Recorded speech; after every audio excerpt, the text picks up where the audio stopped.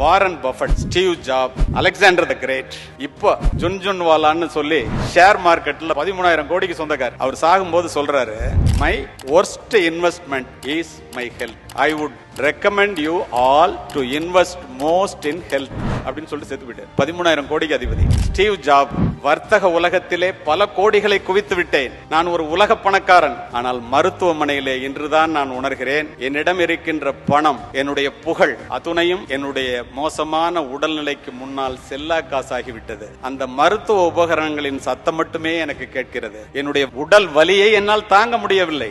எத்தனை கோடி கேட்டாலும் அதை நான் கொடுப்பதற்கு தயார். இந்த வலியை யாராவது எடுத்துக்கொள்ள வேண்டும் என்றால் நான் தவறு செய்து விட்டேன். பணத்தை விட மிக முக்கியமானது உடல் நலம்தான் என்பதை தயவு செய்து எல்லோரும் தெரிந்து கொள்ளுங்கள் என்று சொல்லிவிட்டு செத்து போனவன் உலக பணக்காரர்களிலே ஒருவன். இதெல்லாம் எதுக்கு சொல்றேன்னா, இப்ப உடல் நலம் வாழ்வினுடைய முதன்மையான செல்வமும் முதலான செல்வமும் உடல் நலமே. உடல் நலத்தினுடைய உயிர் கோட்பாடு உடற்பயிற்சி.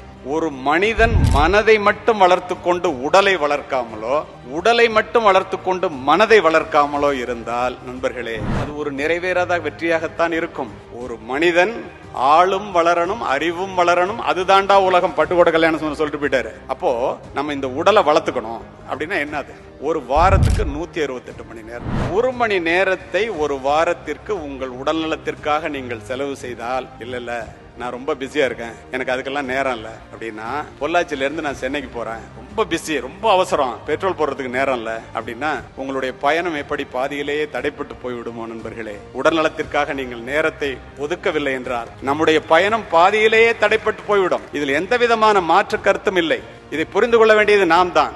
ஒபிசிட்டி பத்தி பேசுறதுக்கு டாக்டர் கான்ஃபரன்ஸ் ஒன்று ஒரு வாரத்துக்கு முன்னாடி திருச்சியில் உள்ள எல்லா டாக்டர்ஸும் அதை ஆல் இண்டியா லெவலில் ஏற்பாடு பண்ணியிருந்தாங்க. அதில் நான் பேசினேன். நான் சொன்னேன், the shortest route to the graveyard is exercise அப்படின்னு சொன்னேன். ஒரு டாக்டர் எந்திரிச்சு கேட்டாங்க, அது எப்படி சார் எக்ஸசைஸ் பண்ணா ரொம்ப நாளைக்கு உயிரோட இருப்பாங்க, அது லாங்கஸ்ட் ரூட் இல்ல அப்படின்னு கேட்டாங்க. நான் சொன்னேன், அப்படி இல்லைங்க, ஏன் ஷார்டஸ்ட் ரூட் கிரேவியார்டுனா, எக்ஸசைஸ் பண்ணி உடம்ப நல்லா வச்சிருக்கிறவன் உட்கார்ந்தாரு செத்து போயிட்டாருன்னு செத்து போயிடுவான், ஆஸ்பத்திரிக்கு உங்ககிட்ட எல்லாம் வரமாட்டான். ஆனா எக்ஸசைஸே பண்ணாம இருக்கிறவன் வீட்டுல இருந்து ஹாஸ்பிட்டல் போய் ஹாஸ்பிட்டல்ல இருந்து கிரேவியார்டு போகணும். அதனாலதான் அது லாங்கஸ்ட் ரூட், இது ஷார்டஸ்ட் ரூட்னா எல்லா டாக்டரும் ஒத்துக்கிட்டாங்க. இப்ப இந்த உடல் நலம்ங்கிறது எவ்வளவு அவசியங்கிறதுக்கு இதை தவிர உங்களுக்கு நான் இன்னும் சொல்லி புரிய வைக்க வேண்டிய அவசியமே இல்லை. மாபெரும் மனிதர்கள்லாம் உடல் நலத்துல தோற்று போறதை நான் பாக்குறேன். எல்லாரும் வசதி வாய்ப்பா இருக்கீங்க, எனக்கு நல்லாவே தெரியும். தயவு செய்து உடல் நலத்தை பார்த்துக் கொள்ளுங்கள். அதுதான் நம் பிள்ளைகளுக்கு கொடுக்கிற சொத்துக்களை விட மிகப்பெரிய சொத்து நம்முடைய உடல் நலம்.